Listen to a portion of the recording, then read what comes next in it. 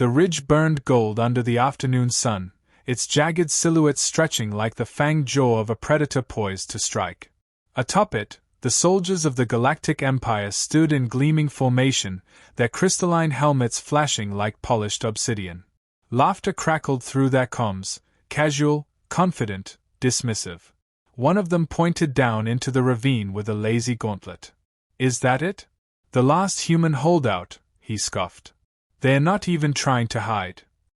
General Vorkan surveyed the valley through his visor, the data overlay mapping out thermal signatures and defensive positions, or the pitiful excuse for them. "Insulting," he muttered. "They should have gone extinct with dignity. Instead, they choose this display." His voice was dry, clipped by years of victorious campaigns. Earth was supposed to be a formality. Below, embedded in the tangle of ancient steel and ash-stained stone, Captain Elara Vance watched them from behind an overgrown husk of a collapsed satellite dish. Her fingers hovered above a dusty control panel, nerves hardwired to stillness. Around her, a dozen resistance fighters crouched in silence, armored in mismatched suits scavenged from a dozen centuries of war. Scratches and grit had long since obscured their original purposes. None of it looked impressive. That was the point. "They are laughing," said Juno, her second-in-command, watching the ridge through a cracked scope. "Let them," Elara replied without emotion.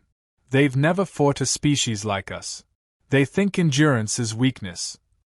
The Empire had swept through systems like a storm. No one resisted long, not the Solari, not the Bracturi, not the Iridex Triarchy. But Earth had not surrendered in the traditional sense. It had crumbled, bled, and then vanished. Cities hollowed. Satellites silenced. Officially, humanity had died.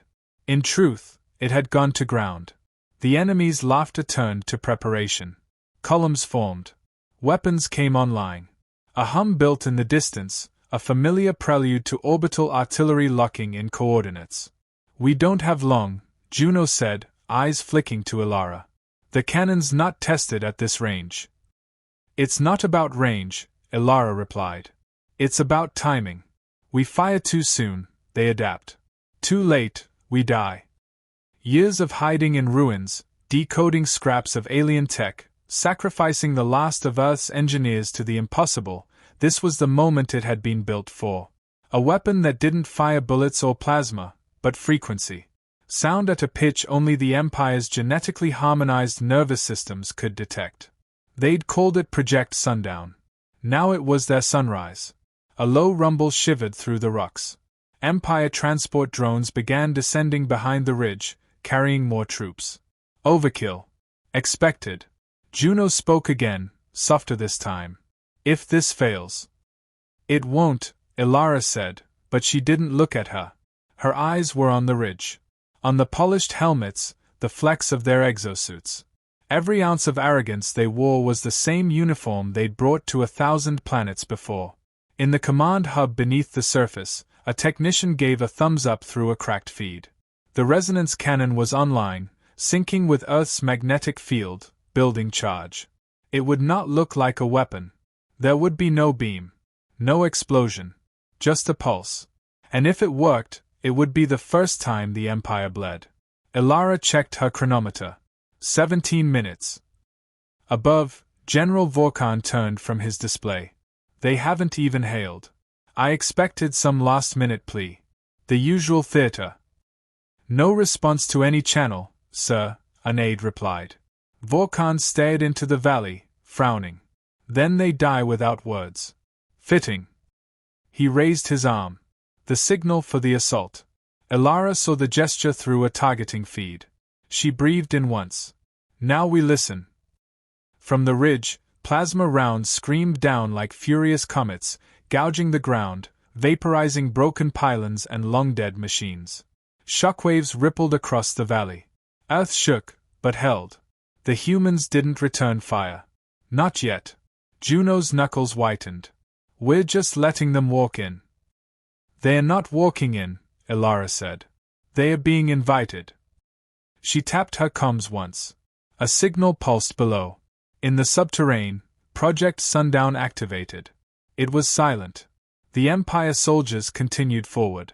A few paused, looked around, then stumbled. Helmet hoods flickered, visors dimmed to black. A lieutenant tore off her helmet, eyes wild. Others followed, confused, disoriented. Some shouted for diagnostics. Others collapsed, clawing at their heads. And then came the sound Alara had waited to hear, not the weapon's pulse, but the first crack. A crystalline helmet, shattered from within. Like glass. And more followed. Across the ridge, the army staggered, tech failing, senses hijacked by frequencies no machine could block and no mind could endure. Juno blinked. Is it? Just the beginning, Alara said. General Vorkon, halfway down the slope, clutched his head as his command interface dissolved into static. He looked up, confusion contorting into disbelief, as the impossible unfolded. One by one, his soldiers fell. Not to guns. Not to bombs. But to humanity's final gambit. Alara stepped into the light for the first time in days, rifle slung over her shoulder, eyes on the ridge. Now, she said into her calm and final, we take back what's ours. And with that, the humans rose from the rubble. Not broken. Not forgotten. Ready. Smoke curled around Alara's boots as she advanced over scorched gravel, eyes fixed on the chaos unraveling above. The Empire's formation had disintegrated. Soldiers writhed in their suits, helmets fractured in spiderweb patterns. Some screamed. Others clawed at invisible torment, their neural implants short-circuiting under the relentless pulse of the resonance wave. Juno followed close behind, weapon drawn but unused. I've never seen them like this. They've never been hit in the soul, Alara murmured. What had begun as a calculated march had crumbled into a panicked retreat. The frequency didn't just disable tech, it disoriented, paralyzed, broke them from the inside. The Empire had fortified itself against every physical threat imaginable, but they had never armored their biology against sound. Zone Delta clear, crackled a voice in Alara's earpiece. Doran, from the flanking squad. Echo team holding the ridge, said another. They were winning. Not by overwhelming strength, but by unmaking their enemy from within.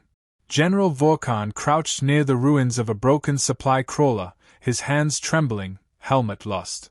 The fine silver lining of his uniform was scorched at the seams, dust clinging to his polished chest plate.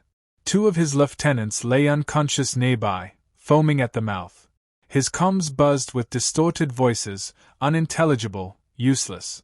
He forced himself upright, staggering toward the remains of a command console. Static. No reinforcements. No connection to orbit. His world, once endless and absolute, had narrowed to a battlefield where the unthinkable was happening. Alara spotted him through her scope. Vorkon, she said. The name tasted like metal. Juno, with me. The two women crept past shattered drones and fallen soldiers, weaving through the wreckage. One Empire trooper raised a shaky rifle. Alara dropped him with a burst, clean and quick. They reached a patch of exposed rock where Vorkon stood alone, breathing hard, eyes unfocused. He saw her. Recognition flickered in his gaze, then fury. This is not possible, he growled, swaying. We studied your kind, Alara said. Every weakness you refused to believe you had. You are insects, he spat. Scatterlings of a dead world. Maybe. But insects survive. He lunged. Not with the elegance of a trained soldier, but with the raw desperation of someone watching his empire collapse. Alara sidestepped, slammed her elbow into his throat, and brought him down with a crack of her boot against his knee. He screamed, not out of pain alone, but rage, disbelief. You were supposed to kneel, he gasped. We learned something else instead, she said, crouching beside him. We learned how to disappear. How to wait. How to strike from silence. Above them, the last of the Empire's air skiffs fell from the sky, unmanned, systems fried. Thunder echoed as debris slammed into the far ridge, kicking dust into the already stained sky. Commander! Doran's voice rang out nearby. They are retreating. The ridge is ours. Alara nodded slowly, not looking away from Vorkon. His eyes, once sharp and imperial, now trembled. She had no hatred left for him, just a hollow ache, the shape of a world lost too long. She stood. Secure the wounded. Strip anything useful. We hold this ground now. Juno hesitated, then asked, "What about him?" Elara glanced at Vorkon, who was already slipping into unconsciousness. "He'll live. That's the real punishment." A sudden gust carried the scent of burned circuitry and ash. Around them, the resistance moved with quiet purpose. What had begun as a desperate stand had become something greater, a shift in the balance. Elara looked out toward the horizon. In the distance, the Earth's curve shimmered with the reflection of the fallen satellites above. For the first time in years, the sky felt bigger. "Transmit to all Allied channels," she said, voice steady. "Earth is not dead. Let them know." As Juno moved to relay the message, Elara remained behind, watching the soldiers, human and Empire alike, scattered across the battlefield. Among the dead were names she'd never know, lives ended by cruelty, arrogance, and inevitability. And yet, against all calculation, humanity still stood. She pressed her fingers to the cracked earth beneath her boots. "We're not done," she whispered. "Not yet." The wind carried a strange quiet over the battlefield, brushing over scorched terrain and shattered helmets. Smoke still lingered in the air, curling around bent steel and fractured armor, but the thunder of war had ceased. What remained was aftermath, jagged, raw, and eerily still. Captain Elara Vance stood atop the ridge where the Empire had once laughed. The ground beneath her boots was blackened, littered with the remnants of what had been considered invincible. She watched her people moving below, resistance fighters combing through wreckage, pulling the wounded to safety, collecting what the Empire had left behind. Every movement was purposeful. They had learned not to waste anything. Juno joined her, her arm in a sling, face streaked with grime. "We've accounted for most of our teams. 17 dead. 33 wounded. Supplies are light." Elara nodded. The cost was real, etched into her body like every scar from the years before. But she also felt the silence, something new nested in it. Not fear. Not defeat. Potential. "Any word from orbit?" she asked. "Not yet," Juno replied. "The interference is clearing. We should be able to reach the Allied bands soon." Elara's gaze drifted upward. Once, Earth's skies had been filled with surveillance satellites, orbital defense grids, and the glinting eyes of an empire always watching. Now, only debris flickered among the stars, falling, forgotten, broken like their masters. She turned toward the temporary command shelter, a repurposed cargo crawler stabilized on the ridge. Inside, the resonance cannon hummed at rest, its core dim and inert. The engineering crew surrounded it with reverence, as though afraid it might vanish if they blinked. The weapon had worked, beyond even their hopes. Not by brute force, but by resonance. Precision. Knowing where to whisper rather than shout. Doran stood near the console, fingers flying across the interface. He didn't look up as Elara approached. "How?" she asked. He blinked, slow and tired. The base signal came from an old distress beacon buried under Lake Ontario. "We thought it was pre-war human tech, but the signal, well, it wasn't ours." "Not entirely. It had layers. Alien, but familiar." Elara folded her arms. "Empire tech. Not theirs. Older. Maybe what they built their systems on. We reverse-engineered it. Took years. But we figured out the harmonic structure of their neural feedback loops. Once we had the right resonance frequency, it was just a matter of delivering it through the magnetosphere." "You used the planet itself." Doran smiled faintly. "Earth fought back." She let the weight of that settle in the air between them. The weapon hadn't been magic, nor a fluke. It had been born of desperation, stubbornness, and human brilliance, all the things the Empire had written off as weaknesses. "Good work," she said. He nodded once, then sat back in a rusted chair, already drifting toward sleep. She let him rest. He had earned it. Outside, The first rays of dawn slipped over the ruined horizon, painting the ridge with a golden hue. The same place where they had once been mocked now glowed like a crown. A message buzzed through Ilara's comms, sharp and unfamiliar. She keyed it open. To any surviving Terran forces, the voice crackled. We received your transmission. Repeat, we received. We thought Earth was lost. Ilara stepped out into the rising light. This is Captain Ilara Vance, she said, voice steady. Earth stands. The Empire fell at Ridgepoint Valley. Send word to the outer systems. Let them know we are no longer silent. A long pause followed. Then, acknowledged, Captain. Repeating your message across the resistance net. May this be the first flame. She lowered her hand, letting the moment breathe. Beside her, Juno was watching. You think anyone else will fight? They will now. In the days that followed, news rippled outward. Whispers of Earth's defiance spread like sparks across dry fields.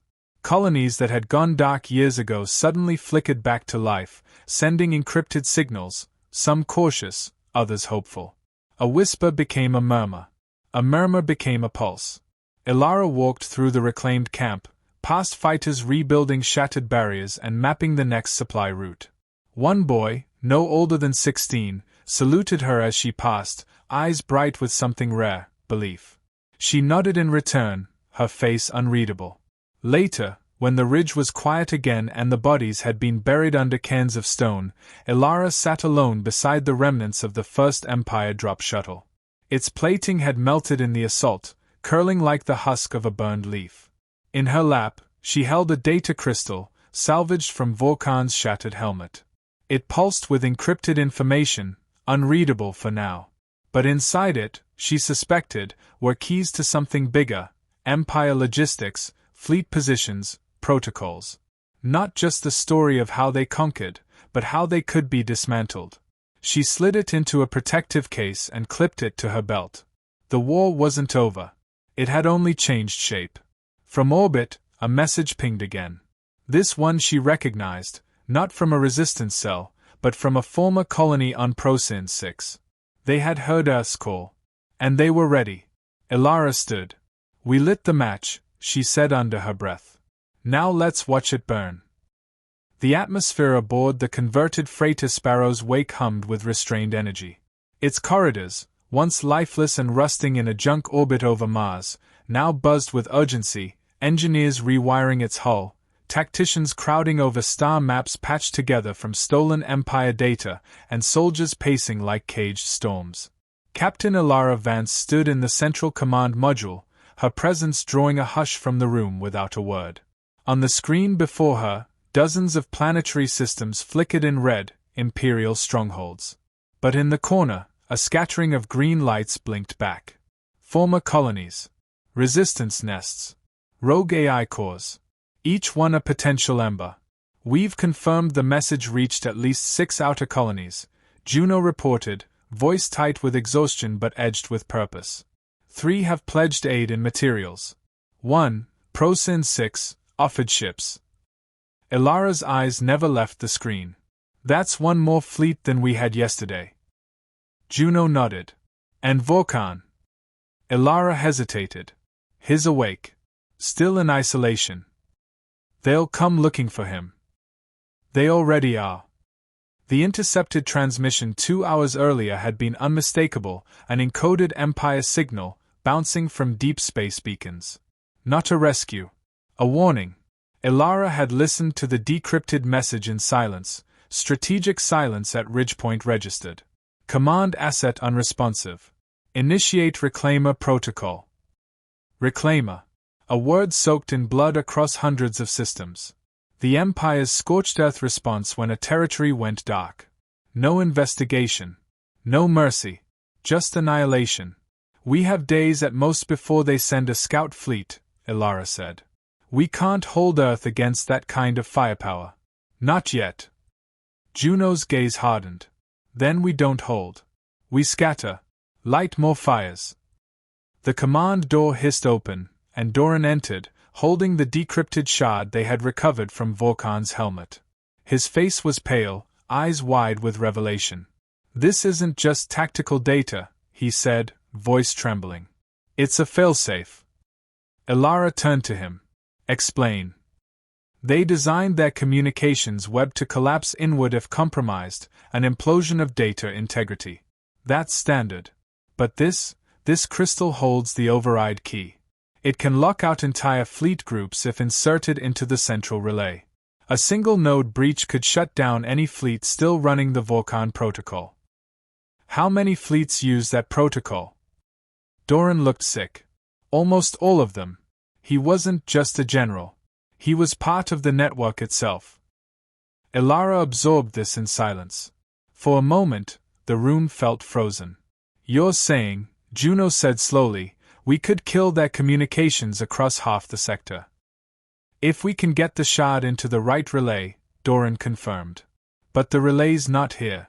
It's in orbit around Lysera. Deep Empire territory. Elara exhaled, as if the air had grown heavier. Lysera was no mere fortress.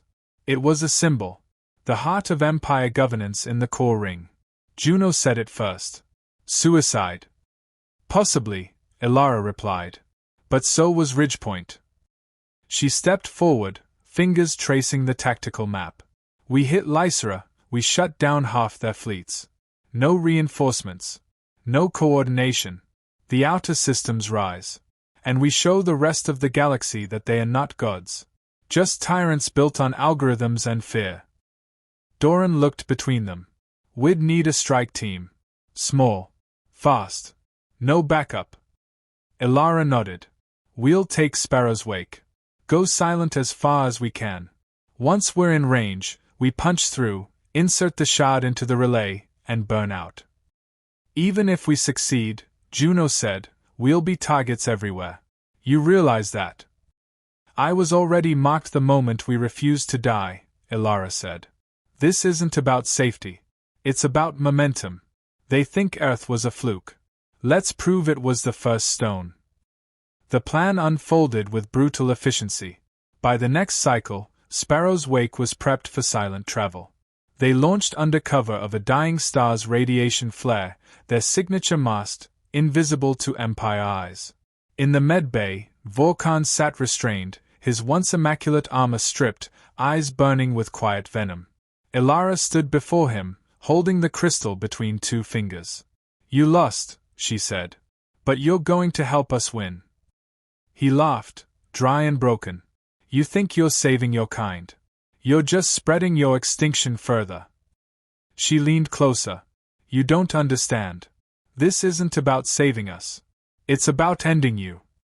As the freighter slipped into the void, its engines barely flickering, the stars ahead seemed endless. They had no illusions of immortality. Only one conviction. If they could strike at the heart, the rest would bleed. And from that blood, a new galaxy might begin.